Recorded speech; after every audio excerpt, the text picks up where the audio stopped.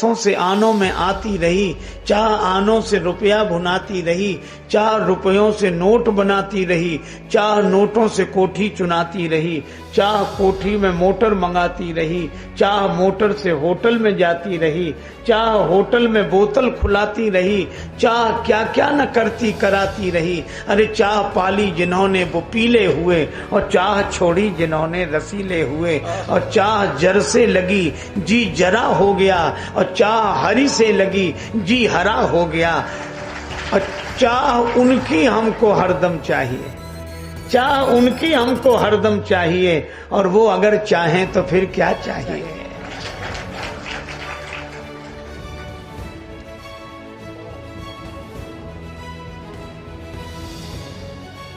हमारे मन में कोई इच्छा ही नहीं है। देखो, इच्छा पूरी न हो तो दुख, इच्छा पूरी हो जाए तो थोड़ी देर का सुख, और इच्छा ही न रहे तो आनंद है। इच्छा की पूर्ति में भले ही सुख मिलता हो, पर इच्छा की निवृत्ति में आनंद मिलता है। हम परेशान क्यों हैं? क्योंकि हम जो चाहते हैं वह नहीं होता है, यही तो परेशानी है। श्री बिंदु जी महाराज ने लिखा है, गैर मुमकिन है कि दुनिया अपनी मस्ती छोड़ दे, इसलिए दिल तू ही ये बेकार बस्ती छोड़ दे। खूब तरसाया है तेरी ख्वाहिशों ने ही तुझे, तू भी अब इन ख्वाहिशों को कुछ तरसती छोड़ दे। इसीलिए जो इच्छा की पूर्ति का प्रयास करे वह संसारी है, और जो इच्छा की निवृत्ति की चेष्टा करे बस वही शहंशाह है, साधु है, संत है। कोई इच्छा नहीं। एक संत के चरणों में उपस्थित होकर किसी जिज्ञासु ने कहा कि बस महाराज मेरी एक ही इच्छा है, एक इच्छा है। कौन सी? शांति मिले। मेरी इच्छा है मुझे शांति मिले। महापुरुष मुस्कुराकर बोले, शांति की इच्छा मत करो, इच्छा को शांत करो। शांति की इच्छा मत करो, इच्छा को शांत करो। चाह मिटी चिंता गई, मनुआ बेपरवाह, और जिनको कछु न चाहिए सोई शहंशाह। महात्मा ने कहा कि तुम शायद आराम से सो भी ना पाओ, ये इच्छाएं तुम्हें आराम से सोने नहीं देंगी। अच्छा देखो, इच्छा आराम से सोने नहीं देती, और अगर इच्छा रह ही न जाए, ऐसे व्यक्ति के आराम को कोई छीन नहीं सकता। इसलिए हम तो अभी आराम से सो रहे हैं, और जगह काफी है। तुम भी सोना चाहो तो सो जाओ।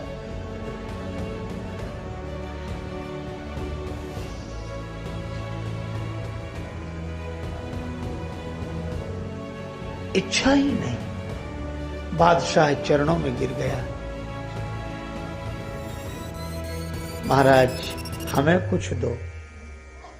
महात्मा बोले, तुम्हें दिख क्या रहा हमारे पास? लेकिन हमारे पास कुछ ना हो और तुम्हारे पास सब कुछ हो तो तुम्हारे राज्य की कीमत कितनी है जानते हो?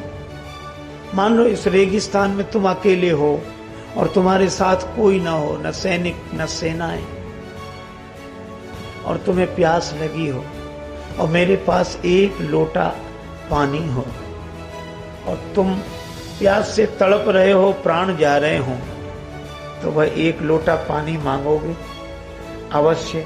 और मैं कहूंगा कि इसकी कीमत क्या दोगे, तो क्या दोगे तुम? उसने कहा कि मैं हजारों दूंगा, लाखों दूंगा, करोड़ों रुपए दूंगा। महात्मा बोले, तुम तो दोगे करोड़ों रुपए, पर हम वो पानी दें तब तो। और मान लो करोड़ों रुपए देने पर भी हम वो एक लोटा पानी न दे, तब क्या करोगे? राजा बोला, मैं आधा राज्य दे दूंगा और पानी पीकर प्राण बचाऊंगा, आधे राज्य में बाद में सुख भोग करूंगा। जब मैं ही नहीं रहूंगा तो राज्य क्या, अरब खरब लो द्रव्य जो उदय अस्तलों राज, और तुलसी जो निज मरण है तो आवे कही काज। इसलिए मैं आधा राज्य दे दूंगा। महात्मा ने कहा कि मैं आधा राज्य देने पर भी तुम्हें एक लोटा पानी न दूं, तब वह व्यक्ति बादशाह कहने लगा कि मैं अपना पूरा राज्य दे दूंगा। पर एक लोटा पानी पीकर जीवन बचाऊंगा। तो महात्मा बोले पूरा राज्य दे दोगे एक लोटा पानी पीने के लिए? हाँ बिल्कुल दे देंगे। महात्मा बोले तो तुम्हारे इतने बड़े राज्य जिसका तुम अभिमान कर रहे हो, उस राज्य की कीमत कितनी? एक लोटा पानी। इतने बड़े राज्य की कीमत एक लोटा पानी, और उस पर तुम बने हो अभिमानी। महात्मा के चरणों में गिर गया बादशाह कि आज मुझे साधु की महिमा समझ में आ गई। तो बादशाह और शहंशाह जो बाहर के सिंहासन पर बैठा हो, सबको जीतकर, सब राज्यों को जीतकर जो सोने के सिंहासन पर बैठा हो वह बादशाह है, लेकिन जो अपने मन की समस्त वासनाओं को जीतकर स्वरूप सिंहासन पर बैठा हो वह शहंशाह है। राम जी ने कहा राजा की आज्ञा में साधु नहीं रहते, साधु की आज्ञा में राजा को रहना चाहिए, इसलिए राजा की आज्ञा मानकर मैं नहीं लौटूंगा। सुमंत जी ने कहा राघवेंद्र आपको साधु मानता कौन? पूरी प्रजा आपको राजा मानती है।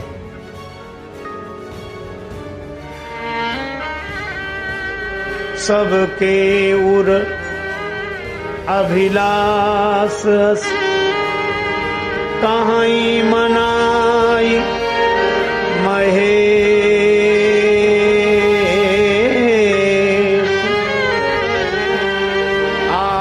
अक्षत जुबराज पद राम ही देहु नरे।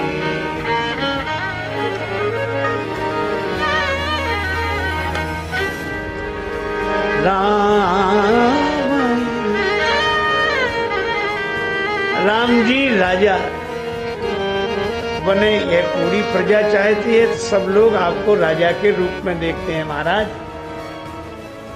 आप साधु नहीं राजा हैं, आप अयोध्या के राजा हैं और मैं अयोध्या के राजा का मंत्री हूं। इसलिए महाराज जहां राजा रहेगा वहां मंत्री रहेगा। अगर आप लौट कर नहीं जाएंगे तो मैं भी लौट कर नहीं जाऊंगा। राम जी ने कहा अच्छा मंत्रीवर आप मुझे राजा के रूप में देख रहे हैं? हाँ प्रभु। आप मेरे मंत्री हैं? हाँ प्रभु, इसीलिए कह रहा हूं जहां राजा रहेगा वहां राजा का मंत्री रहेगा। अच्छा तो मेरे साथ रहकर करोगे क्या? प्रभु आपकी आज्ञा का पालन। राम जी बोले मेरी यही आज्ञा है कि आप अयोध्या लौट जाएं, मुझे वन में आपकी आवश्यकता नहीं। जतन अनेक साथ हित कीने। जय श्री कृष्णा। स्वामी राजेश्वरानंदन महाराज जी का यह प्रवचन अगर आपको अच्छा लगा हो तो चैनल को सब्सक्राइब कर लें। साधहित कीने जतन अनेक साथ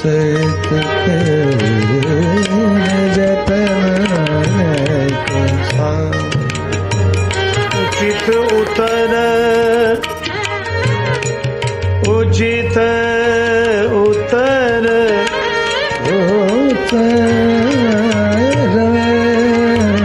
उचित उतर रघुनंदन रघुनंदन रघुनंदन रघुनंदन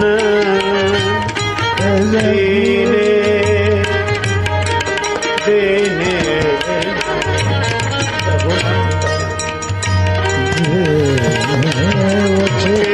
उतर रघुनंदन उतर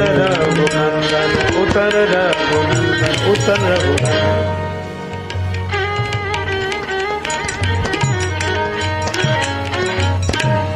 मैट जाई नहीं राम रजाई।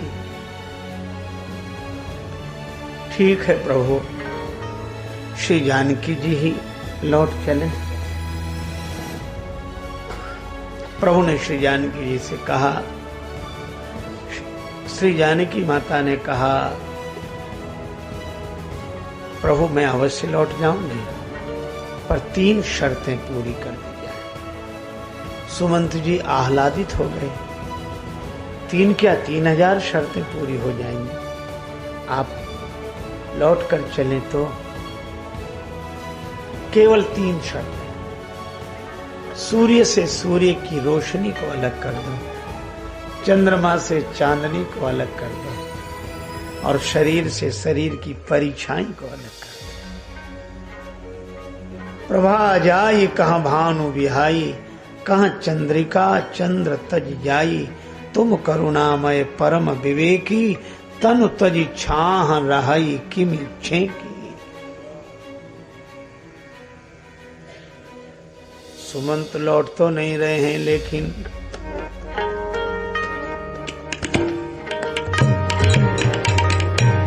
राम बरबस राम सुमंत पठाए बरबस राम।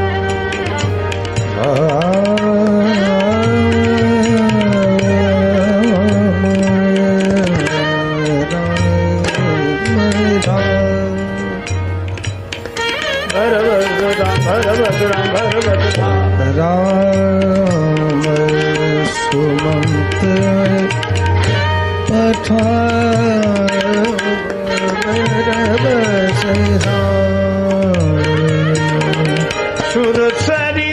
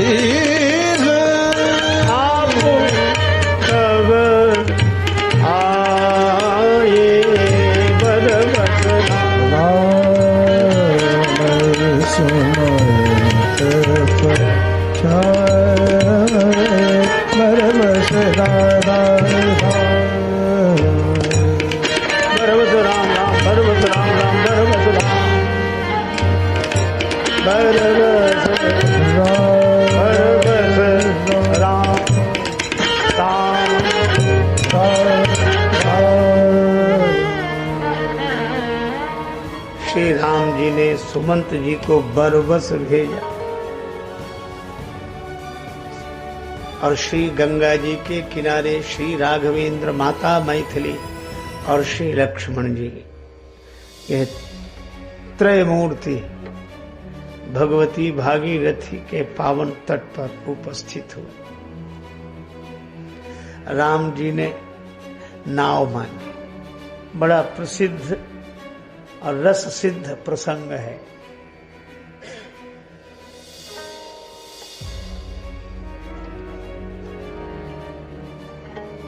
भगवान को भी भक्त की आवश्यकता है।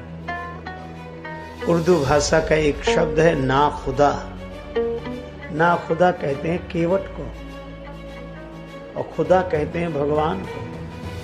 एक कवि ने बड़ा सुंदर भाव व्यक्त किया, मगर राम पहुंचे जब गंगा किनारे, मगर राम पहुंचे जब गंगा किनारे, तो खुदा को पड़ी ना खुदा की जरूरत। क्या बात है, क्या बात है। खुदा को पड़ी ना खुदा की जरूरत।